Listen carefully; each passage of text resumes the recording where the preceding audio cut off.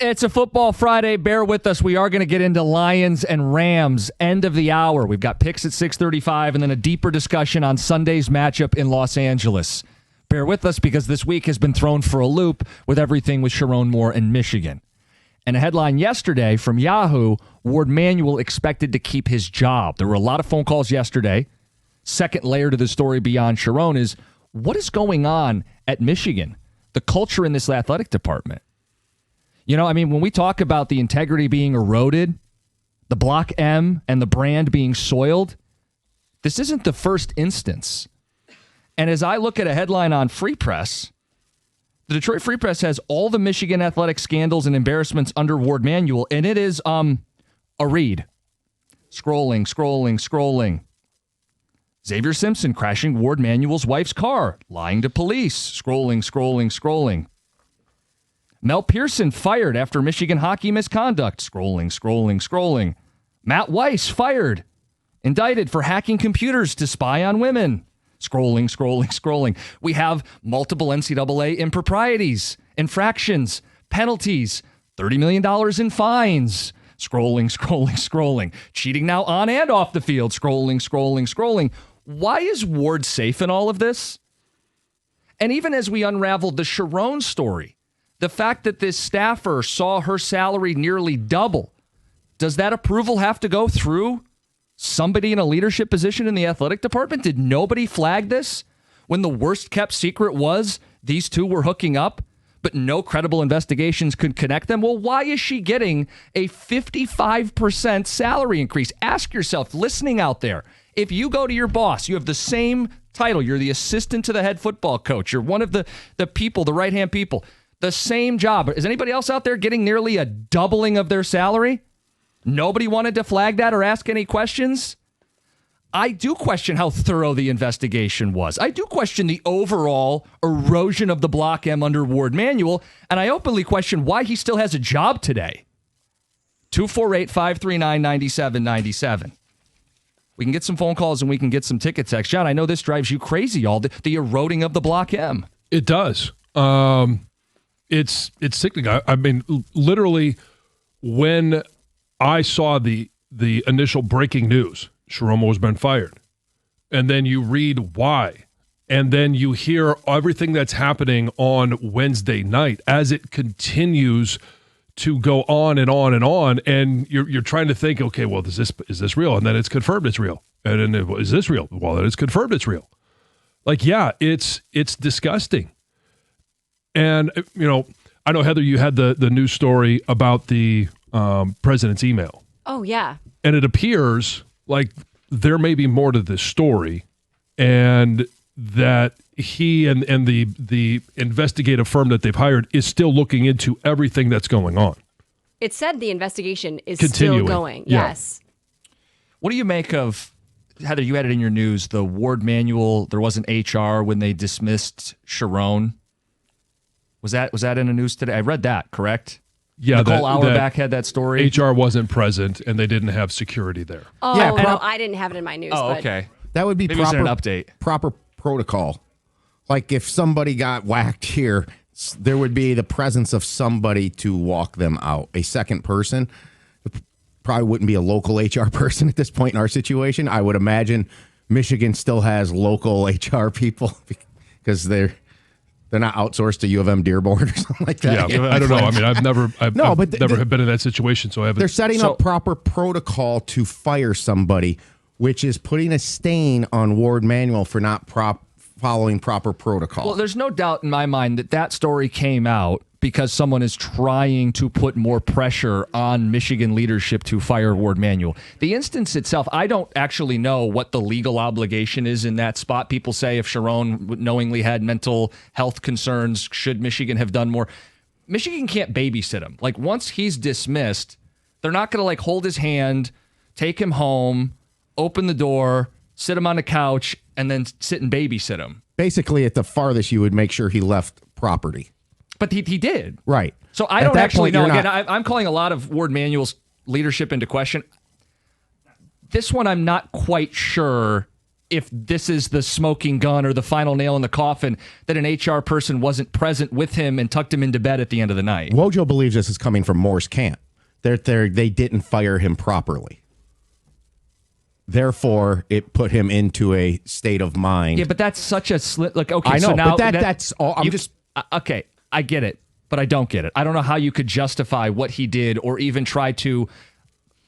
That's the belief. I'm just a messenger on this. No, Don't get I'm mad not at me. fighting with you. I'm not trying to raise my voice. I just think that's a little flimsy. No, I'm totally with you. Warde Manuel shouldn't have survived yesterday. Has anybody here been let go of a job? Yes, and that's what I just explained is what happened. Yeah, I was let go at my last stop, and they didn't have like an armed security guard take me to my car. You go home, you'll come back and get your stuff later. You didn't get walked out?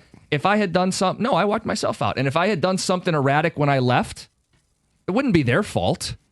It would be my own damn fault. If I went home and did something reckless, they're not liable for that. They're not responsible for that. When I was cut in Washington, there was somebody that followed me to my locker to make sure I gathered all my stuff, and they did walk me to the door. And so, that's the only experience I've had. That's usually what happens. And usually they make sure you leave the property. But let's say Michigan, they're being accused or it's being said they didn't do this. I don't know what it would have changed if someone walked Chiron to his car. If they gave him one of those little boxes like you see in the movies and he put his stapler and he put his abacus and calculator and a little laptop and they walked him out to the car and he starts the car and drives home. If Michigan had done that stops him from bringing a knife and breaking in later in the day? That's the one thing that I think is kind of a forced... It's spin. Spin. That's the thing. And in day two of this, there's so much spin. Schefter, we haven't heard his side of the story. Beat writers almost claiming like, I am an insider. I kind of knew about this. Why didn't you run anything on it? Why didn't you dig a little deeper? Why didn't you investigate? What was the worst kept secret on campus? Why didn't Michigan investigate deeper? The more this story has gotten out, the more questions I ask. And the more spin we're seeing, you try to sift through it. Yeah, in the old days, this would have come out because you had way more investigative journalism. That's been eroded with the newspapers and local media. I think there's also a twisting of arms that's happening to the media now in terms of, the blue wall's real. The Michigan Mafia exists. If people want to deny that, they're lunatics. They're absolutely lunatics. Spin zone. I think the president's statement was a spin, trying to show compassion to the student body. That could be, hey, if you saw something, right, we care for you. Yeah. It took you 24 hours basically to put that out. Yeah. Oh, hey, the wall said, let's do this. This is one of the ways we can spin things. So from the sounds of things, this had been going on for a while. And if this most critical, crucial piece of evidence didn't come onto their doorstep this week, it would still be going on. And he would still be employed. Yeah. There's people out there that are saying that Warde knew about this since last November. And then he beat Ohio State. And so is the defense he couldn't prove it? He knew about it, but he couldn't prove it. Probably. But could you... Maybe he was going to do these guys something. were like secret agents and they were so good there was like a cleanup crew and there was you know what I'm saying? There's no way to prove this? Or they didn't want to go the extra mile to prove it because it would have been a black eye. Wasn't there a bunch of spin when Xavier Simpson borrowed the car? Right. That Warde didn't know, right? That was the... Right. Come on. Let's get to Roy in Livonia. Roy, you're on 97.1. What's up, boys? What a week. I just think it's a situation, we talked about it earlier in the week, where the sport itself, there's just so much money involved.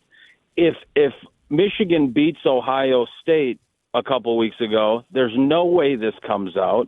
Warde's trying to protect recruiting and all that stuff. Warde has known about this for a year, and it's going to come out. I guarantee you he's known about this. And I think it's got to be handled differently at the end. When you got a coach whose net worth is probably $1 million and you owe him $15 million, and no other, if you let him go before all this, no other Power 5 school would have hired him. I think it's got to be handled differently. The guy, and Warde's making $3 million a year. Why wouldn't he protect himself? You don't fire the guy alone and just let him walk out the door. I mean, if it's Saban or somebody else who's got a big net worth, Okay, but this guy's life is going to go up in flames in 3 seconds when you talk to him. But it didn't have to, Roy. I think that's the thing I'd push back on. Like Bobby Petrino did the whole neck brace routine. Yeah. And he's coaching. He coached this last season. This didn't have to be as catastrophic for Chiron Moore on a personal or professional level if he had bit the bullet, got fired, cleaned his act up, tried to repair whatever personal life he has. I feel like all of that's out the window now. Yes. He made this so much worse, and that's not Ward's fault. So, I mean, we've seen this before. You mentioned Bobby Petrino. There's been a number of other coaches. There's been other, people in power in other businesses that have a situation like this. Yeah. They are fired. And then all of a sudden, especially in the coaching realm, you see, hey, next year they're an assistant coach, maybe in the NFL. They worked their way up to coordinator. Maybe he's never a head coach again. I don't know. I mean, Bobby Petrino has been. But if you can't admit, okay, I was wrong, you fired me because I did something wrong. You got me. All right, and there's a lot of garbage that you're going to have to clean up in your personal life, in your professional life. I'm ashamed. I feel terrible, all of that. But you are most likely still hireable at a future date. As soon as this goes to criminal stuff, you're in jail. Yeah. Okay. You have a weapon. It completely changes the story. Yeah. You are radioactive. Nobody would touch you with a 10-foot pole. Let's get to John in Rochester Hills. John, good morning. Morning, fellas. Long-time listener, first-time caller. I just wanted to point out with Michigan and Warde Manuel, it seems to me a pattern of behavior that goes back at least to, I think, 2020 or 2019, when their starting point guard was busted for drunk driving Warde Manuel's wife's car on campus and crashing it. Right, if that happens in any other major school in the country, let alone Michigan State or anyone in the state, huge scandal. That AD is immediately run out of town. Right, between that, his previous basketball coach trying to fight and assault other coaches, right? The previous football coach who's got a show cause and is no longer allowed to coach in football for the next decade. An assistant coach who's no longer allowed to coach in football ever again. A third football coach who's now going to be going to prison for what seems like a long list of felonies.